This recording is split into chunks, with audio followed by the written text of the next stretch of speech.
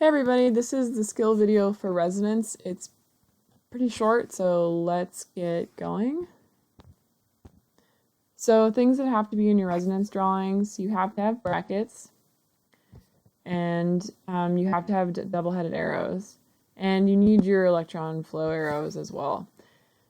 You need to be telling your audience where you're putting your electrons. So rules for drawing these these arrows for pushing around electrons is that the arrow originates from the electron density that you're moving down to where you're putting those electrons.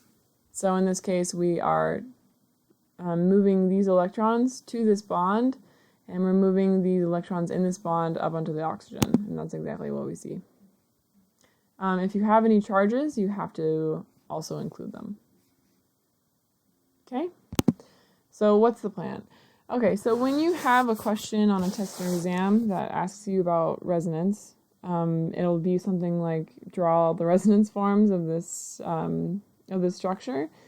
Well, you need to have a plan in mind. You don't just stare at it and get nervous. So here's my plan. You can totally take it, and you'll probably figure out your own way of doing things. But the first thing that I look at is there a charge? So is there a positive charge or is it a negative charge somewhere on the structure? You might have a really big structure and it's hard to figure out where to start. So a charge is a good way to start.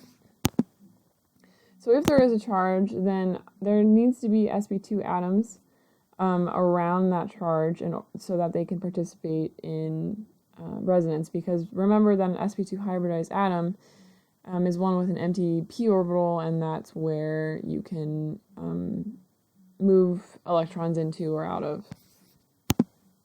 So if there are sp2 atoms, then you can start arrow pushing. What about if there's not a charge? So the first thing I look for is a charge. If I don't see a charge, then I'm going to look for lone pairs. Then if I see lone pairs, then there needs to be adjacent sp2 atoms. And if there's adjacent sp2 atoms to the atom with the lone pairs, then I can start arrow pushing. If there aren't any lone pairs, I can look for double bonds. And remember that if there are double bonds, there still need to be adjacent sp2 atoms around the atoms that have the double bond. And if there are, then you can start arrow pushing. So looking for the charge, then look for the lone pair, then look for the double bonds. And remember that there has to be sp2 atoms around to participate in resonance. So here's the first example. So here's a pretty good example with charge. So forget about the arrow pushing with the electrons here at first. So if I got this molecule structure and I was asked to draw out its resonance forms, I would start with the charge. And I would say, okay, so if I can move around, can I move around this charge? Can I move around this electron density? If I can, that means that there has to be an sp2 hybridized atom that's directly adjacent to this atom. So I look directly adjacent, and yes, this atom is sp2 hybridized. So I can move these electrons here down into this bond, and obviously if I do that, then I have to move the electrons in this double bond up to that oxygen. The oxygen can take those electrons because it also is sp2 hybridized. And if I move those electrons from this double bond up into this oxygen, that means that there's an empty p orbital on this carbon, and it can accept these electrons in this double bond instead. So here is what that would look like. So yeah, there's a negative charge, so I started there. The adjacent atom, which is this guy, is sp2 hybridized, and the electrons in the bond between the oxygen and the carbon have to move up to the oxygen in order to this happen, because carbon can't have 5 bonds, so that's why we have to do that. This is a good one because it's a carbocation. So my eye goes, let's say this was a huge molecule, my eye would go directly to the carbocation, and that would mean that there is an empty p orbital here. So there's no electron density, so that means I can move electron density into it. So that's a pretty obvious place to start. So I need the electron density to be on an adjacent carbon or an adjacent atom, and that's exactly what I have, because this adjacent carbon has this double bond here. So I can bring this electron density in this double bond to this bond here. And remember that this carbon can participate because it has that empty p orbital. So it can, these electrons can be laid down here to make this double bond, and that's exactly what we see. And once we lay down these electrons to the adjacent bond, then we get a carbocation there instead. And you can kind of follow it down around the benzene ring here. It skips carbons, as you can see, because it goes here, and then it's here, and then it's here.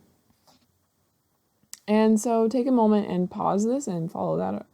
Follow these the electron density around this atom.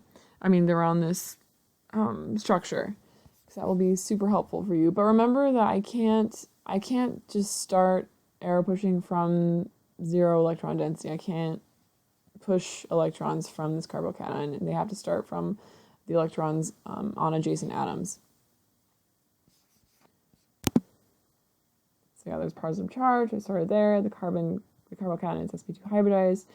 It can definitely participate in resonance, and the carbons around it were sp2 hybridized, and they had so I moved their electron density from the p orbital into this bond here. So you can quick rule on moving electrons. You can either move them to a neighboring atom or a neighboring bond, but it has to be adjacent, right? So I can't move it 2 bonds away. It can only be to the neighboring bond. So I could move these electrons here. I could also move these electrons to this carbon, but that's it. So here's a couple more examples.